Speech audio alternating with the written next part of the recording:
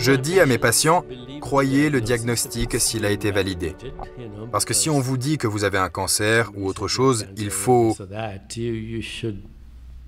écouter et peut-être prendre un second ou troisième avis.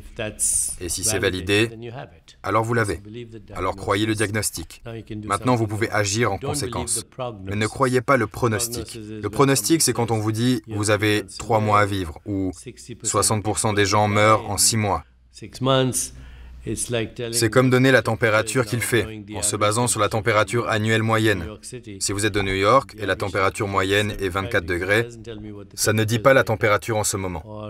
Ou si vous êtes d'Honolulu et avez un revenu de 100 000 $, mais que le revenu moyen est de 60 000 $, il n'y a pas de corrélation. Donc, le pronostic, premièrement, personne ne peut le prédire. Alors pourquoi ne pas choisir le meilleur pronostic ? Et deuxièmement, reconnaissez le fait que j'ai déjà évoqué que seuls 5% des mutations génétiques liées à une maladie sont pénétrantes dans l'état actuel des connaissances. Ça signifie que dans 95% des cas, vous avez quelque chose à faire qui pourrait changer l'issue de votre maladie. Vous êtes un participant. Je dirais donc, tout d'abord, apprenez-en plus que votre médecin sur ce que vous avez.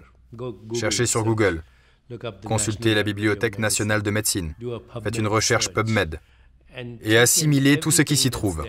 Certaines choses arriveront, d'autres non. Mais vous saurez intuitivement ce qui fait sens pour vous.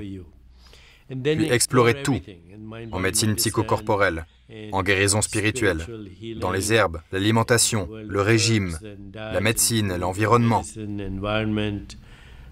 toutes les choses qui créent l'expérience de la vie.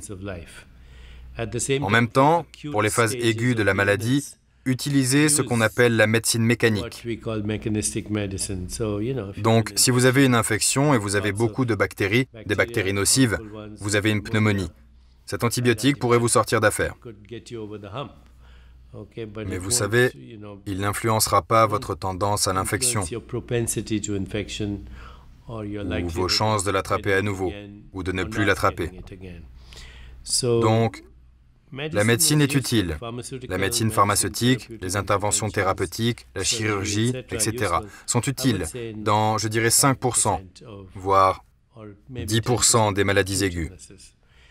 Sinon, si vous avez une maladie chronique, quelle qu'elle soit, un cancer, une maladie cardiaque ou une maladie terminale, utilisez une démarche holistique. Tout, esprit, corps, émotions, relations, expériences sensorielles, sons, toucher, vue, tous ces sens sont des fenêtres vers notre pharmacie intérieure. L'aromathérapie, la musicothérapie, la thérapie sonore, la guérison par l'énergie, même la guérison à distance, ces choses, car c'est basé dans la conscience.